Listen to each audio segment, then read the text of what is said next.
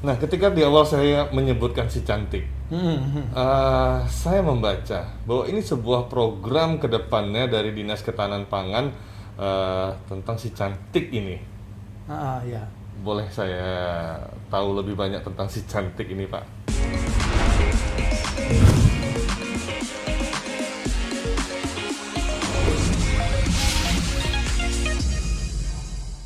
Jadi si cantik ini nantinya merupakan suatu kawasan yang kita jadikan sebagai suatu kawasan lokasi untuk pendidikan maupun agrowisata nantinya. Jadi di sini kita siapkan lahan untuk produksi, baik itu pertanian tanaman hortikultura, perikanan maupun peternakan, dan juga nantinya pengolahan lanjutan. Jadi memang terintegrasi di situ. Nah, nanti juga di situ ada pelatihan, pendidikan bagi para petani kita, baik itu pertanian tanaman hortikulturanya, perikanannya, peternakannya, maupun bagi ibu-ibu ataupun petani yang lainnya pengolahan lanjutan daripada produk-produk tersebut. Misalnya di situ kita siapkan nanti pengolahan ikan asap, ya kan, kan gitu kan. Ada pelatihannya juga, dan kita harapkan di situ juga nanti tentunya di samping menjadi sarana pendidikan, tentunya juga menjadi agrowisata bagi masyarakat di Kota Pekanbaru. Berarti integrasinya banyak Ya, terintegrasi sesuai dengan tusi kita juga dari hulu ke hilirnya. termasuk melibatkan masyarakat kelompok tani atau di sana? Sudah pasti. Makanya sekarang sudah kita mulai di situ. Memang lahannya baru kita siapkan, baru kita land clearing. Tapi untuk sementara sekarang kelompok tani yang berada di sekitar kita persilakan untuk mengolah lahan tersebut, sambil juga kita menyiapkan untuk pembangunannya secara bertahap. Di mana? Lokasinya di Kelurahan Agrowisata, Kecamatan Rumbai Barat. Luasnya lebih kurang? Jalan Sri Palas, luasnya lebih kurang 5 hektar. 5 hektar. Ya, 5 hektar. Nah, berarti tadi akan ada baik itu dari segi perikanan, pertanian, peternakan juga ya. Akan ada di sana. Ya. Nah, sebuah agrowisata juga tentunya nanti akan mendapatkan income juga lagi untuk dari segi wisatanya ya. Iya, kita berharap ke depan itu bisa menjadi primadona baru bagi pendapatan asli daerah kita, ya kan, nah, gitu kan. Di samping juga tentunya ada edukasinya di sana. Oke. Dan ini rencananya baru tadi sampai tahap land clearing baru ya? Iya. Kapan? Makanya kita di 2020 ini 2020 kemarin kita sudah mulai land clearing, sudah mulai kita bersihkan lahan tersebut, dan untuk sementara waktu kita berintegrasi dengan berkolaborasi dengan kelompok-kelompok tani yang ada di sekitar kawasan tersebut untuk memanfaatkan tanah tersebut untuk mereka tanami sementara, sambil tentunya juga kalau tanah ini kalau ditanami kan semakin subur deh, semakin baik dia diolah kan. Habis sudah kemarin ditebangi sawit-sawit lah ya kan, gitu kan.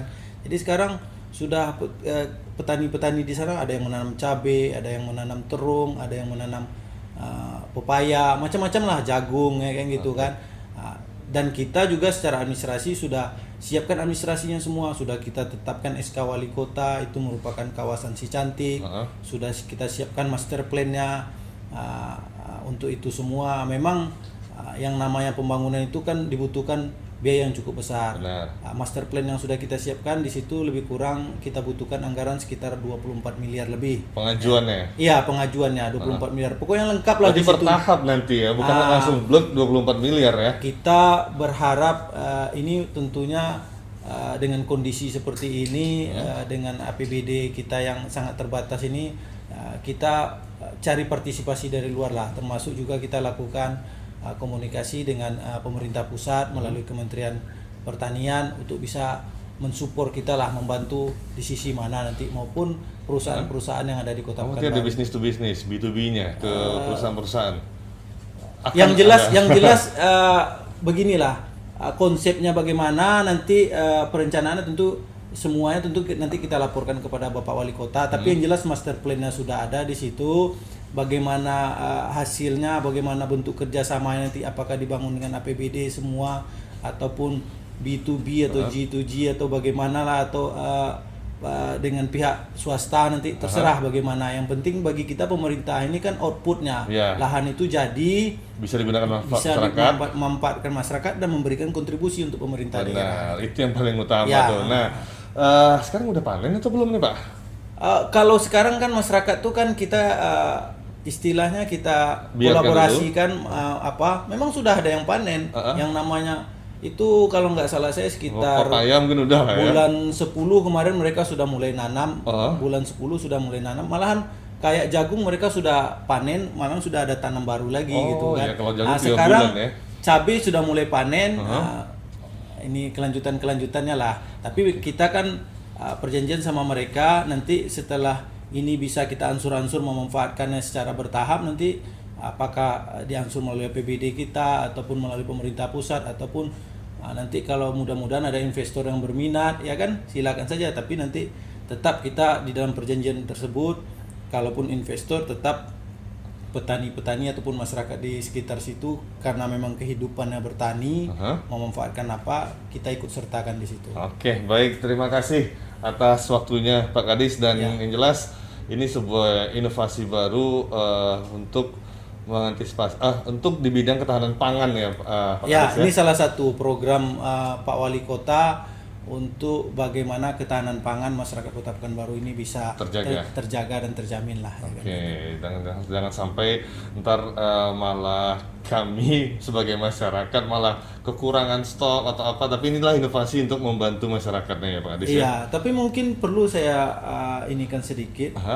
Ini menurut analisa saya dari kejadian pandemi COVID selama 2020 ini, kalau menurut data dan menurut analisa kami bahwasanya sebetulnya kebutuhan pangan masyarakat Kota Pekanbaru ini secara persen per persen untuk kebutuhan rumah tangga sebetulnya masih wajar, masih bisa tercukupi sebetulnya. Cuman ini kan yang jadi masalah ini kadang-kadang kan kebutuhan pangan ini meningkat lebih kepada sektor-sektor pariwisata, sektor-sektor kuliner yang banyak kebutuhannya. Oke, benar. Mengapa begitu? Saya lihat begini, kemarin waktu kita pandemi itu kan industri kuliner kita, industri rumah makan kita, industri pariwisata, perhotelan kita kan down.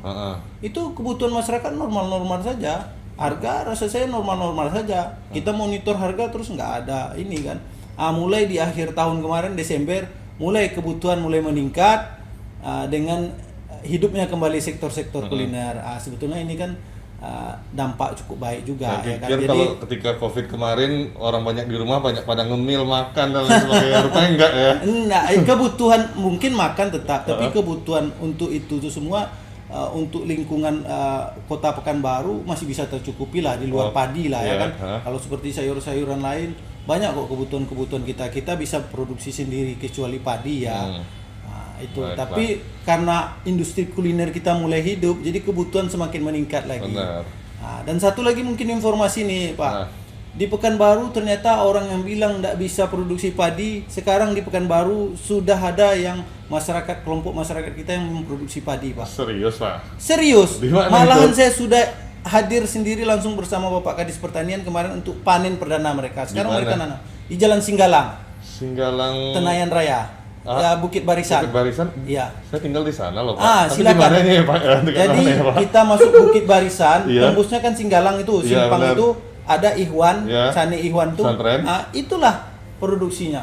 Tapi belum banyak kan? Memang dia kan tanahnya terbatas. Kemarin mereka sudah tanam sekitar 5.000-an meter, yang 2.000-an meter udah panen dan angka produksinya sama kok. Mereka kan bibit sama, mereka kan nanam padi yang bibitnya dari IR46 dari bunga raya Asia.